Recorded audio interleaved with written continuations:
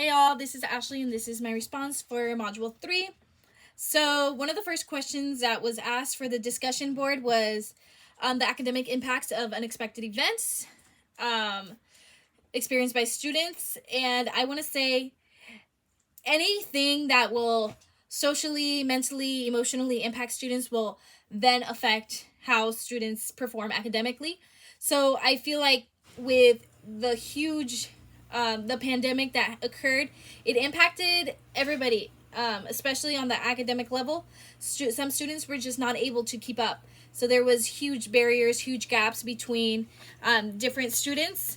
I think we especially saw it in those that had not established plans for these unexpected events. We also saw it when students were not able to have the proper resources. There was the lack of Wi-Fi, the lack of understanding how technology works, how to access these programs, how even teachers, I think teachers not being well equipped to teach these courses, or they had never taught one internet course and now they're teaching their 6-7. So I think it just proved that, well, it just showed that unexpected events can really create that gap between students, not just academically, but I would say socially as well. Because again, I feel like there's two different cases, but the wildfires, I know that in the article that we read for this discussion, there was some controversies about when they should go back. There were some districts opening, but other schools, they didn't feel ready. I feel like that's huge. So socially, that can really set people apart. We saw it a lot with COVID as well. There was different questions to be asked. Should students be getting vaccines? And then how should we distance? When should we come back? Should we come back? All these questions that were being asked, it really split the community because people have their different opinions. So I feel like socially, it was just hard on everybody.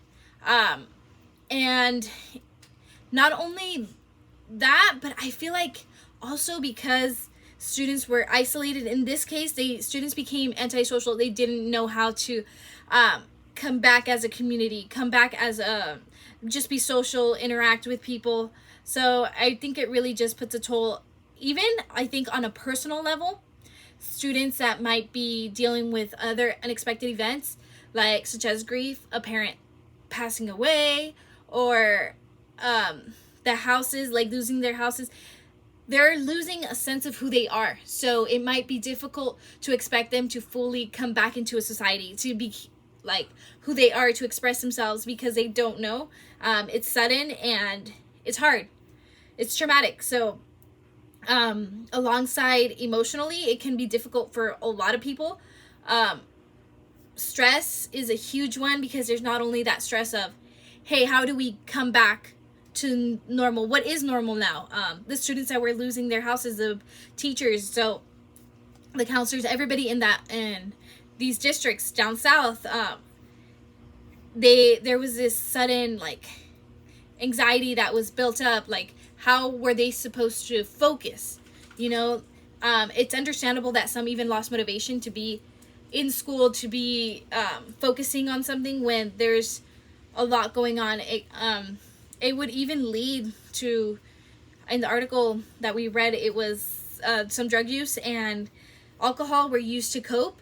So I feel like that's huge because these emotional issues are occurring, and if we don't help these students overcome these issues, then they're gonna reach towards easier paths towards that access, and that's something that is accessible nowadays, is the drugs and the alcohol.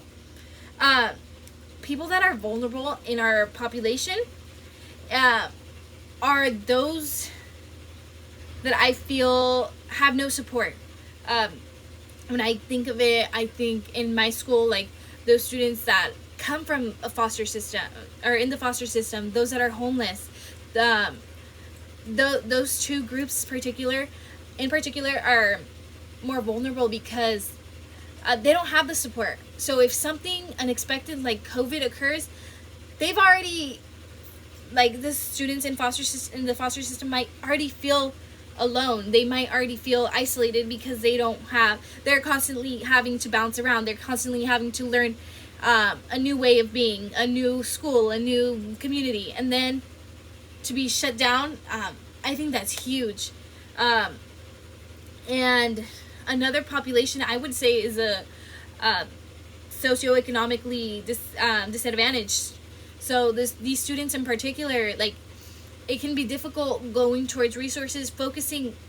Maybe the students that already go hungry, and then all of a sudden with the COVID shutdown, they look forward to going to school because they have 2-3 free meals. They have access to water. They have all these things, and then they go home and they might not have those resources. So I think those populations are really what we just need to be looking into, like making sure that they already have the resources, that there's plans in motion just in case something unexpected occurs, either on the personal level again or as a community, something that will impact us all. Yeah, so that's it.